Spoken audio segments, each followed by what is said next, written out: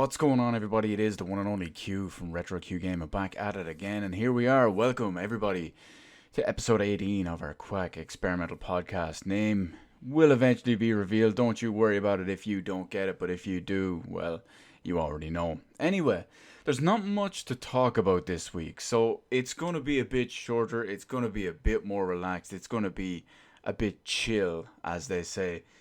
But anyway, let's get moving right into it, because first off, Capcom have in a sense teased something that could be potentially huge and everyone could really be excited for it. That tease or whatever it is comes in the form of a survey or an invite, if you will, in an email in the Resident Evil Ambassadors program in Japan. That's a lot of in very specific niche, whatever you want to call it, market. But anyway, Capcom have been looking to test a new Resident Evil game.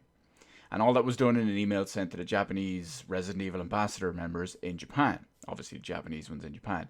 Now, the test dates are going to be on the 8th and 9th of September. There's no details of the game whatsoever. Obviously, to qualify for this, you have to be a member of the Ambassador program, which is a given, and you have to have played previous Resident Evil games, which, well, to be honest, if you're part of the Ambassador program, you've played Resident Evil games. Now, because there's no information on this whatsoever so far, everyone suspects it might be Resident Evil 3 Remake. Now, it could be anything. What could we have? Based on new stuff, based on rumors, based on whatever people want, whatever highly speculated on. This could be Resident Evil 8. This could be Resident Evil 3 Remake. This could be a Code Veronica remake. This could be a remaster of an old obscure entry in the Resident Evil series. It could be something like Resident Evil Gaiden, although some people argue that Resident Evil Revelations was a remake of Resident Evil Gaiden. It could be something like Resident Evil Outbreak. It could be a remake or a remaster of the original 2 Resident Evil Outbreaks with updated online gameplay. Or it could even be a new entry in the series. It could be Outbreak File 3. So that could be some. Or it could be one of those awful Resident Evil Survivor or Resident Evil Dead Aim games. But let's hope it's not one of them, because woo lad, those games. But it also could be something completely new, something completely different, which is really exciting. The whole situation around it is really exciting. Of course, it could go poorly. It could be another Resident Evil Operation Raccoon City. It could be Resident Evil 6. It could be, what's the other one? Resident Evil Umbrella Corpse. It could be something like that. But I'm being positive about it. Capcom are on a roll the last year and a half, whatever it is, with quality, top quality, high quality, just throwing that word all over the place, releases on basically every platform. That's not the Switch, because that doesn't get modern games. But you have stuff like the Resident Evil 2 remake. A lot of people praise Devil May Cry 5. You've got Monster Hunter World, Capcom's biggest selling game of all time, beating out Resident Evil 5. So there's a lot there coming out. There's a lot to deal with. And Capcom, after Resident Evil 7, which was pretty well received and pretty well acclaimed and sold decently well too, they could be on track to have another hit on their hands. It's a month away or so. We're going to have to wait and see before we know the leaked inside info and all, because they haven't even told the people who are going to test it or sign up for it or anything. But I'd say, since it is the 8th and 9th of next month, if we don't find out just before that, or we will find out just after it, because someone is going to test it and someone is going to leak it. Personally, out of everything Resident Evil that it could be, I would love Resident Evil 8. I would also love it to be possibly let's call it a full remake of Resident Evil Code Veronica. It could be done in the old school way. It could be a PC port. It could be like Resident Evil 2 remake, or it could just be a remaster, or hell, I mean, you could arguably even remake it like old school, well, not really old school, but GameCube Resident Evil remake. There you go. There's so many remakes and so many HD remasters and ports of remasters and remasters of ports and remasters of remakes. Oh, it gets a bit messy sometimes, but hey, it's a damn good franchise. So I would love it if it was the Resident Evil 3 remake. I would love it if it was anything to do with a re-release or remake or whatever of Code Veronica, because I just really don't want to play it on my Xbox One backwards compatible from the 360 version. I just give it to me on PC at this point. It'll just be easier because I'm dying to play it again. But that's pretty much it. Those are the three main things I want: Resident Evil 8, Resident Evil 3 remake in the style of a la Resident Evil 2, or something to do with a re-release, remaster, or remake of Code Veronica. But anyway, a month from now, I'm sure we'll know all those details, or at least have some semblance of what it's going to be. But next up, we got some Borderlands 3 info. Now, with Borderlands 3, it's a very weird situation, given the whole Epic Games deal and whatnot. I tend to avoid trailers and avoid reveals and avoid spoilers essentially for pretty much any big hyped game I'm looking forward to, because I want to go into it as cold as possible. Now, the big problem with this is a lot of people, everyone was coming at me telling me, Q, you need to watch this, you need to watch this, you specifically need to watch this. And eventually I just said, you know what, fuck it, I'm gonna watch it. So I went and I watched a new character reveal for Zane. Now, there's two kinds of pseudo reasons why I agreed to watch this. One, from what we'd seen in the reveals, and because I'd skipped all the other ones, but the proper initial reveal and all, Zane was going to be my character. He was the closest thing to Zero I could get in this, from the little brief glints of information that we could get from the reveal trailer and what they talked about and all that. Because remember, I skipped the other ones. But he was the closest thing to Zero. It's got the stealth, it's got some fancy gadgets, it's got some of that stuff, it's got operative style, like stealth operative, spy-based espionage stuff. So that's closest to I can get to Zero. It's not Sniper, but it's closest I can get to Zero. So I was down for that. I was down for that one. And people were telling me his trailer was out and that I specifically need to watch it. So, you know what? I went and I watched it. And I fucking loved it. Because not only is it the character, Zane, that I was going to use, but he's Irish. He's got the big, dirty accent. Now, it's clearly over the top. It's clearly put on hardcore. But, yeah, he's basically me, which is exceptionally funny and especially pertinent in that regard. But it's completely legit me, straight up. Don't trust anyone. Don't trust anyone. Everyone will fuck you over. Everyone has stabbed you in the back. Only I have my back. That's the way I look at it anyway. And I just think it's so funny. And the trailer, like the way it ends, he's sitting there having a beer with a hologram of himself because he can't trust anyone else. That's me in a nutshell right there. But on top of that, Borderlands 3 just went gold the other day. So what that means is the game is essentially finished. It's going to be sent off for printing and publishing and whatnot, because it's going to be, digitally sold on that piece of shit store, as well as it's going to be physically printed onto the discs for the Xbox One and the PS4 and whatnot. So that's all going to get done over the next couple of weeks. We are 1 month out from the Epic Games Store launch, which means we're 7 months out from the real launch, which is kind of good because, in a sense, with the 1 month between the game going gold and the initial fake beta early access release that's coming up in a month, it gives us 7 months for them to work on patches and bug fixes and all that crap before the game properly really launches for the majority of people. Now, how's that going to go? I don't know. I'll probably pirate it in the meantime, because fuck giving Epic Games money. That's going to come into play later on in this video as well. But yeah, fuck giving them money. And I just can I hold out? Can I hold out 7 months? 6 months we call it. And now, what I'm saying is, can I hold out 6 months and not pirate it in the meantime? Or can I just hold out and play it? I don't know. I'm going about 70-30, leaning towards that I'll manage to hold out for 6 months. And you can see that's hard for me to say with a straight face, because it's just Borderlands 3. It's just Borderlands 3. I want to play it so bad. But onto the hardware side of it, with all the AMD Ryzen stuff out these days, everyone going crazy for them. Of course, they are great CPUs. But Intel have finally, I won't say hit back, but Intel have done something. Up until now, everyone was always talking about the ninth generation Intel i7 or the Intel Core series, which were like the i3, the i5, the i7, the i9, stuff like that. The 9900K, the 9700K, whatever it was, they were always talking about those as the main chips. Now, Intel have actually finally released their 10th generation of core chips. So they have the 10th series of these after 3 years of delays. It's finally happened.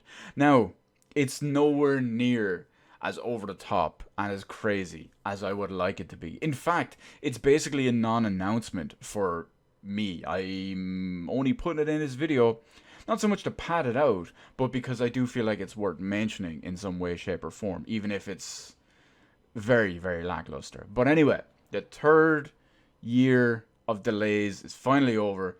10th generation 10 nanometer Ice Lake CPUs finally exist. I know some people are going, oh my god, 10 nanometer, blah, blah, blah. Yeah, I know, right? But anyway, there are 11 models of 11 new CPUs from Intel in the 10th generation, which is kind of crazy that they're just coming straight from the bat, right like that. But the big problem within it is this. There are 6 U model chips and 5 Y model chips.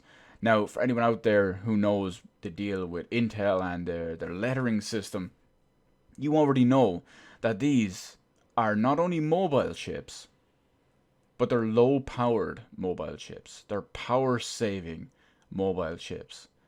Now, generally, you could say that as every generation goes on, they get more efficient. They get the same clock speeds or higher clock speeds at a lower power draw and a lower heat output. So you can see why this is still going in that regard. So far, they're only announced to be laptop only. They haven't said that there will be desktop variants coming. They haven't said that there won't be desktop variants coming. But it's given something else that we do know. It looks like the 10th generation 10 nanometer Ice Lake stuff is only going to be laptop.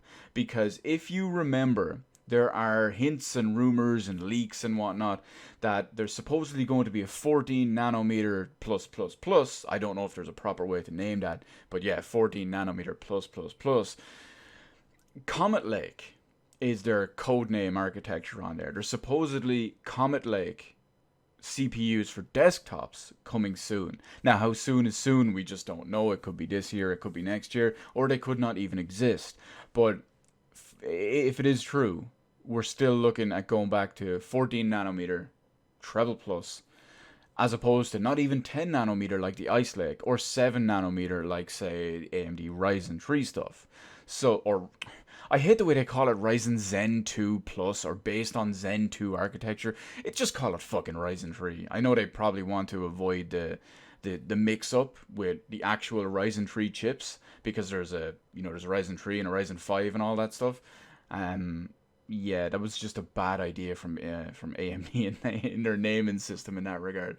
We'll have to wait and see anyway. These CPUs, the Intel 10th Gen stuff, is supposedly available right now, or at least it's going to be made available to OEM and laptop manufacturers and whatnot right now. So you may see 10th generation stuff coming soon. And of course, we'll get benchmarks and whatnot, but don't expect anything crazy. It might be... Don't even expect them to be great in and show up in gaming laptops, because places will still go for 8th or 9th generation Intel chips, or they will go for 2nd or 3rd generation Ryzen chips. Mainly because these are low power models. These aren't designed for that kind of stuff. You can still get a good i7 8th series, i7 9th series, or an AMD stuff that will get you proper power, proper performance, proper quality out of it. So, we'll see how it goes. But just to illustrate how little there is to talk about this week in gaming, it's been so slow. We're about halfway done with this episode as it was. I arguably debated on not doing one this week, but I decided, no, you know what? I'm going to stick to my guns. I'm going to put it out there. Sure, it's not going to be 50 minutes long like it usually is, or at least I hope not. But anyway, we have something weird. Now, many people would not expect me to talk about this, but I'm going to talk about it, but not for the reason you probably think. Microsoft, and specifically the Mixer division, have signed a contract to have Ninja, probably the biggest streamer in the world, stream exclusively on Mixer. Now, it's supposedly a multi-year deal to stream exclusively on there. We don't know any of the details or anything like that, the money or blah blah blah, any of that stuff. Supposedly anyway, Ninja came away from Twitch for several reasons, one of which was he was not happy with how their terms of service and the unfavorable rules, and we all know that Twitch is kind of a mess. If you've got big tits, they will look the other way as long as you make them a shitload of money, and they will not ban someone for something much worse than something a normal streamer would do, and yet that person will get instantly banned or banned for like a month, and the other person will get a slap on the wrist because they make them a shitload of money. Anyway, I don't need to go into the whole situation around Twitch's unfair practices and bullshit TOS and how they're just run by a bunch of thirsty neckbeards. But the point I'm making here is allegedly one of the main reasons he considered it and moved away was because of that kind of stuff. I'm sure the boatload of money that Microsoft would have signed him up for was obviously a big motivating factor. I'm not going to shit on him either way. I mean, if he wanted to move away just for money, it's obviously a big business decision. It's something that is great for him and his career and his life. So, I mean, it doesn't affect me in any way. I don't watch him. No interest. I watch one person on Mixer, and that's about it. But anyway, back to the point I do want to talk about with this whole thing is because Ninja made so much money. He was making several $100,000 a month on Twitch alone, between bits, between straight up like PayPal tips or whatever it was, and subscriptions and stuff like that. Not to mention his brand deals and all that, whatever it was. That was all well and good. So think of the amount of money. If he was making 3, 4, 500,000 a month, think about the amount of money Microsoft would have to pay him to lock him down for multiple years. You're probably talking over 10 million. Because let's just say 500,000 a month for 1 year, that's 6 million. He could potentially make more. Sure, he could potentially make less as well. But you see the point. If they wanted to lock him in for 5 years at 6 million a year, that's 30 million. Chances are they paid even more over the top for that. Now, we don't know the deals of it, we don't know all that, but anyway, back to what I'm talking about. If Microsoft had this kind of money, well, we all know Microsoft do have this kind of money, and in the grand scheme of things, this is nothing. This is a drop in the bucket. This is a fraction of a percentage for Microsoft. So I'm not debating that whatsoever, but the point I want to make here is that they are not investing this money in their games. They are not investing this money in their console. They are not investing their money in their services. At least their gaming service, which is Xbox Live and the stuff that they offer on there. No. They're doing it by signing a streamer to their streaming service, which can be 100% ignored if you have an Xbox or if you game on PC. Just if you play Microsoft games on Xbox or on PC, you don't have to have any interaction with their streaming service or this streamer whatsoever. So they're putting all that money into there and not into their gaming ecosystem. Sure, they bought those studios over the last, 2 years or so.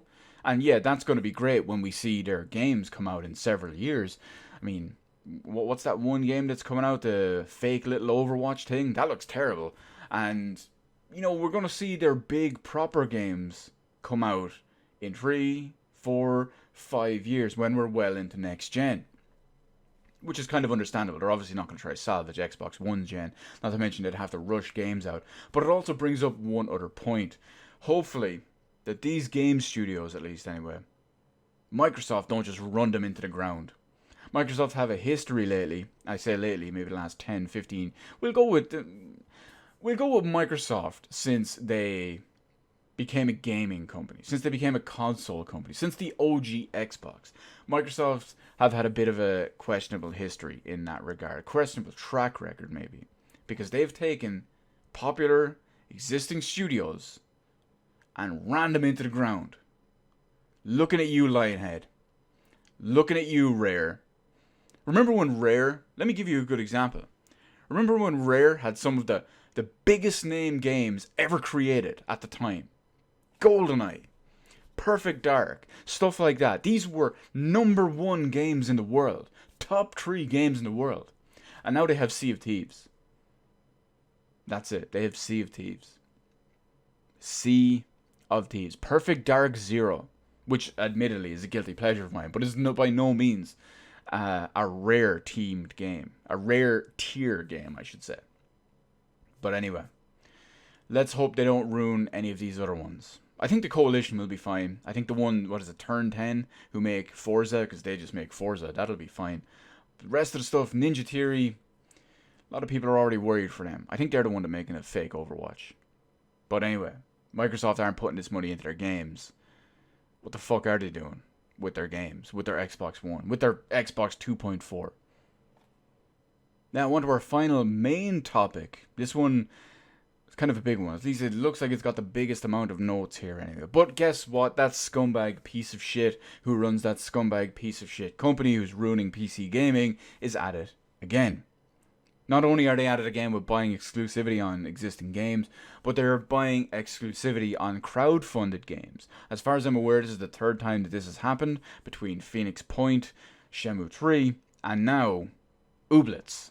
This time it's Ooblets, the indie little quirky pseudo Pokemon game anyway. But it gets worse. Okay, so first off, this was a crowd-funded game, just like Shenmue 3 and just like Phoenix Point. And they came in and bought exclusivity rights for 1 year. Now, if you don't remember, back when Epic Games bought the exclusivity rights to Phoenix Point, the developer offered refunds.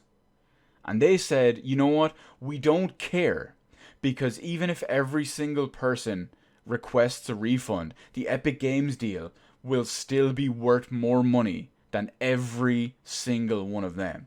I brought this up in the past because Epic Games or Tim Sweeney came out and said, oh, we just give developers a choice. And I argued, I theorized, I postulated that if you make them an offer they can't refuse, do you really give them a choice? But that's beside the point. So that's the Phoenix Point side of it. Shenmue 3 is obviously a whole other situation. That was a whole big clusterfuck. And their Epic Games are taking on the refund for that. But you might remember one or two little key lines that I brought up during that whole debacle. And that was that Epic Games said that, oh, next time we'll make sure we do it right. Next time? Just make sure there's not a fucking next time. Don't do it. Tim Sweeney put out a big tweet about that around that same time. And I just said, or why don't you just not fucking buy the exclusivity rights and avoid the whole situation? That got a decent bit of traction on Twitter. But anyway, back to Ooblets. Because the developers, I believe it's a 2-man development team, a husband and wife, boyfriend, girlfriend, whatever it is, they put out a statement. A damage control statement. It gets worse. I mean, I could pad out this video and just go over all the screenshots because there's so many different screenshots out there. I'm not going to do it because that's just dragging it out and I talk too much as it is. But they tried to be really cute about it. They tried to come in and say, oh, we did the thing. Trying to be cute about the whole thing. And then they went off and they went on a tangent about this and that and the other and blah, blah, blah. Epic Games, better game, blah, blah, blah. No difference, no deal. And they made it worse. If you go and read their statements, it just made it so much worse. And it gets even worse. In their Discord. Remember when I said there was lots of screenshots? Yeah, they're all from the Discord. In their Discord, they were doubling, tripling, quadrupling down on the damage control. They were insulting everyone who was asking legitimate questions, who had legitimate gripes, legitimate problems, legitimate everything. And they were basically, paraphrasing here, but they were basically telling people, fuck you, got paid, don't care, wait for the game, big deal, blah, blah, blah. The same kind of thing, the same sentiment. There's a big screenshot that's circling around the whole situation, and this is one of the bigger, higher profile ones. But someone posted the big paragraphs, comments, whatever it was, that they said that now with the Epic Game Store, they are literally not able to buy the game, and they're not going against it from a moral standpoint or a philosophical standpoint or whatever it is. But the Epic Game Store in their country doesn't support their currency, so they have no way to buy those games, to buy Ooblets. And they went on this big thing and all that, and the dev told him or her, and I quote, I have this here in quotes, "You'll have to wait a year, I guess. Nobody owes you the game." Yeah. Now it gets even worse. It gets even worse. He went on, or he or she, I don't know who it is, but the dev went on in other comments to say, "Oh, why are people upset about this? Why aren't people upset when EA put all their games on Origin? The way he worded it and the way he described it, the same with Uplay and all as well, which is funny because now Ubisoft, after their own service failed, went back to Steam, and now they're going to a separate service with the Epic Game Services, or Epic Game Store as well. He doesn't understand the difference between a first-party developer and their own system and own games and own IPs and a third-party paid exclusive deal. It's so idiotic. These people, they reek of the entitlement of, fuck you, we got as much money as we can. Fuck everyone else, that's all that matters. He doesn't understand it. It blows my mind. It blows my mind. Fuck these devs. Fuck their game. Fuck everything about it. And like I said earlier in the video, now I see why last time Epic Games said, next time we'll do it right. Next time we'll do it differently. Instead of just saying, fuck it, we won't do it at all. I hope this game bombs. It can't bomb financially because Epic Games have already made sure of that, because they came out and just said that Epic Games gave them a guaranteed sales number. They didn't release the sales number for obvious reasons. But so basically the game can now not flop, at least financially. However, this has longer lasting effects and longer lasting implications. I hope it gets panned critically. I hope it gets as little sales as possible. I hope the ones that do, I hope it gets panned everywhere. And here is especially the bit that I'm looking forward to. If this company, this development studio, if they ever try to make a second game, they are fucked. Absolutely fucked. People don't forget this. The internet never forgets. And we, as PC gamers of the PC gaming delegation, we choose Steam. And we say, fuck you, Ooblets. Fuck you. Fuck your developers. Fuck everything about you. Fuck Epic Games. And fuck Tim Sweeney. Fuck all y'all. That's the best way I can word it. I encourage everyone to pirate this game. I have no interest in this game, by the way. I have zero at stake in this game. I didn't think it looked any good when I saw it. I think it was last year at the PC Gaming Conference. I had no interest in it whatsoever. But out of almost spite, I am considering pirating this game. Even though I never would have bought it, never would have played it, but I'm considering doing it out of spite. Just because I can. Just because I can. Ooblets developers, fuck you. But anyway, here we are at the end of the video, the little outro, or usual little ending segment. So, Q, what are you doing? What are you playing? As someone with your impeccable tastes, your discernible eye, what are you doing? Well, right now, pretty much all I'm playing is exclusively Fire Emblem. Fire Emblem came early in the week, I believe it was Monday, and it's pretty much the entire week for me. That's all I've done, all I've touched. I think the exception was I logged into Final Fantasy 14 for about an hour to do the weekly, what's it called? The weekly Eden raid to get each drop, and that's it. I haven't even capped the tomes. I'm hoping to do it before Tuesday. But my main point is that I've just been playing Fire Emblem. In fact, I was playing it before, right up until I started recording this, and I'm at like 23 hours already. It's so good. It's a great game. It is a little bit daunting at first. As a veteran Fire Emblem player, I'm usually great with the mechanics, great with picking everything up. But one thing with Three Houses is that when it first was being shown off and everything about that, or at least first going into detail about all the systems, I was a bit worried that there would be a bit too much and it would dilute everything down. However, that's not the case. It turns out it's great. It all works really well together. But it is a little bit daunting at first. You have to get used to it. There's so many new systems. They're thrown at you all at once. You have to be careful. You have to pay attention. Otherwise, you might get overwhelmed. If you take the time, I said a time, it takes maybe 10, 15, 20 minutes or whatever, to read whatever's there, understand it, come out with a plan, all of that stuff. Once you get it down, once you balance it out and all, it's fantastic. It's fantastic. I can't wait to get so much more into this as well. I've already found a couple of waifus. I was on the path for one of them. Another one came in. I'm like, whoa, you know what? Betelgeuse, you're going to have to move. I just call her Betelgeuse. I'm thinking Edelweiss from Valkyria Chronicles. Betelgeuse, you're going to have to wait. Because Shamir, showed you the best. But anyway, I do want to say one thing. I will give you Fire Emblem players out there a little bit of advice. One key Q-tip to help Q-tip.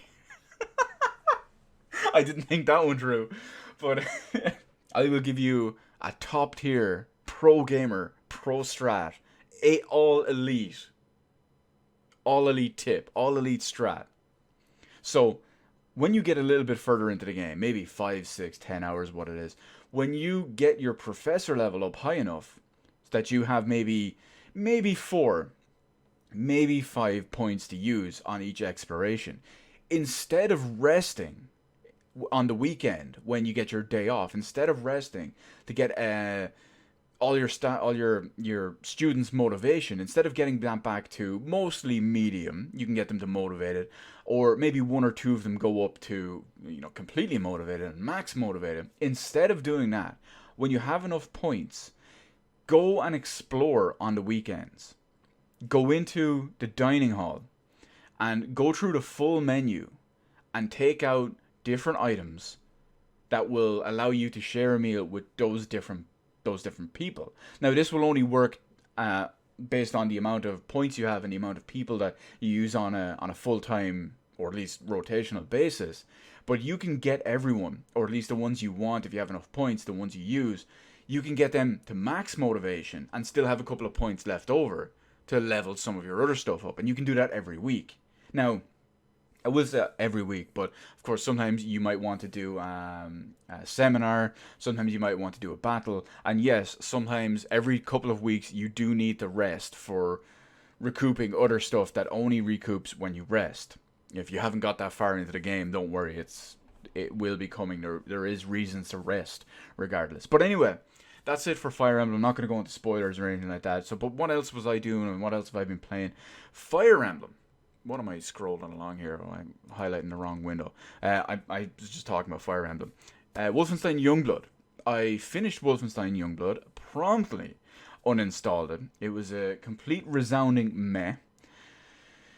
I just don't know what it was. There was just something about it that just did not grip me. There was just something that didn't do it for me. There was little bits in there that felt like Wolfenstein The New Order, that felt like Wolfenstein The Old Blood, that felt like Wolfenstein 2 The New Colossus. Little bits in there that felt like that. But there was just so much that didn't. So many systems, so much design, even a lot of the gameplay just didn't feel the same or didn't feel similar enough that it was just just different. One thing I always put it down to is that everyone says, "Oh, it's made by Arcane, the company or the studio that did Dishonored. Dishonored. It has to be great. This, that, and the other. They helped with the level design and all the RPG elements and a bunch of other stuff." Yeah, but that's no good. I didn't like Dishonored. The level design in this shows that it's similar to Dishonored. The level up system shows that it's kind of similar to Dishonored. And they were some of the biggest problems with the game. Overall, not to mention the characters. The characters were so annoying and so tedious. At least the two main ones. That got grating after about 37 seconds. But that's it. That's it for Youngblood. Thankfully, it was only €30, and I'm pretty much done with that. Other than that, earlier today I had Pokemon Go Ralph's Community Day. Spent about two and a half hours playing in my local area. Probably when this is rendering, I'm going to spoof over, do one of the US ones as well, just to get a couple more candy in there too. The big things I wanted to do is I wanted to get at least 2 shinies, 1 male, 1 female, so I could get a male shiny Gallade and a shiny Gardevoir. I got 4 shiny females so I could get my Gardevoir and a bunch of just to keep the others for trade and whatnot. And I traded one of the guys in my group at the time because there was a bunch of us going around. He got a couple of extra male ones, so he traded me one just for some other stuff he needed. And I evolved that, and then of course later that day, what do? I get a male Gallade or male shiny Ralphs myself. I caught 5 total, so that was pretty decent anyway. The move is crap, but I'm not worried about that. I just want to get the candy because I did make sure I've got like 98% and 96% ones, 15 attack style, just to make sure, because that's the important one. But yeah, that's it for Pokemon Go Community Day, at least anyway. Oh, that's right. I'm not cutting the part here, am I? Good job, Q. Good job. You're in the middle of that. Anyway, Overcooked 2 is going well. Me and the homies are going through it. We haven't played it in a few days, if not about a week anyway, since basically we last played it, which was like this time last week, whenever that came out. We're still almost finished. We finished the main story. We got 3 stars on every level, or at least every main level and every Kevin level we unlocked. Yeah, that's right. Their secret levels are called Kevin levels. We got 3 stars on all of those. We moved on to one of the DLCs. We only have 2 or 3 levels left to go in that.